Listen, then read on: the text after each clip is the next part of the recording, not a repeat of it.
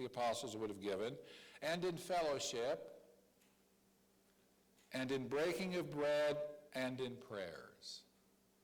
So again, once you read this handout, you'll see more verses, because if I gave all of these, it'd be a 4-hour sermon, and I'm not that good to hold your attention that long. The church would thin out after at least an hour. But, you know, the Bible, if we look at verses that talk about saving belief, you will find that it leads to a cluster of positive behaviors. It's not just belief by itself. It comes attached to other things. Now, here's my summary. Now, this summary assumes that you've read this, and most of you probably haven't read it, mostly because you haven't received it yet. But once you read this, this is what you'll find. Saving belief prompts or leads a person to live in harmony with doctrine. That's merely teaching from the Bible.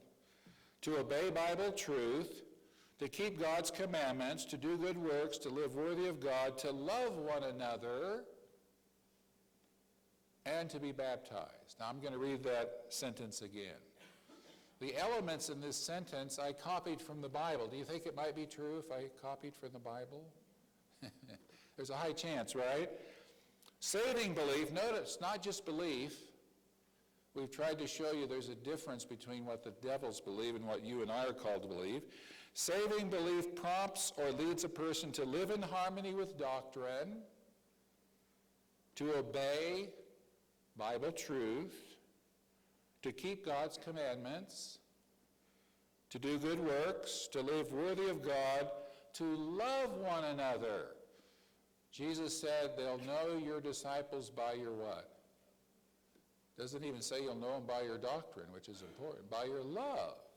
If you're not a loving person to your fellow church members, how much success are you going to have in winning the world to Christ?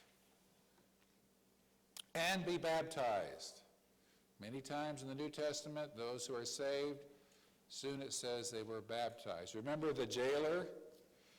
The jailer, and what was it, Paul? No, I'm not sure. What is it, Paul and Barnabas? I'm not sure on that. But there was 2 of God's apostles, and there was an earthquake, and it freed them from their bonds. That's a good earthquake, right? You know, I actually have a sermon on earthquakes, and the Bible says that God uses earthquakes to save his people. Did you know that? And it destroys the wicked. Earthquakes. There can be something positive in an earthquake. And remember, they said, well, nobody's escaped because the jailer was going to kill himself. Why was he going to kill himself? Because if you were an officer and a prisoner got away, the Romans would torture you and then kill you. You know, that's powerful incentive to do a good job. You didn't just get a letter of write-up in your, folder. You got killed if you let somebody go. And then he was explained the gospel, and it says he and his family were baptized. That's a theme over and over again. Well, once again, I thank you for being here and listening to the sermon, and you want to make sure before you leave you get one of my handouts. And because before I retired I used to work for government, some people think this is a government handout, but it's a little different than the usual meaning. So remember, only one per family. Don't everyone take it in a family, one person. So I know we have a closing song, and people who are gifted in singing will lead us.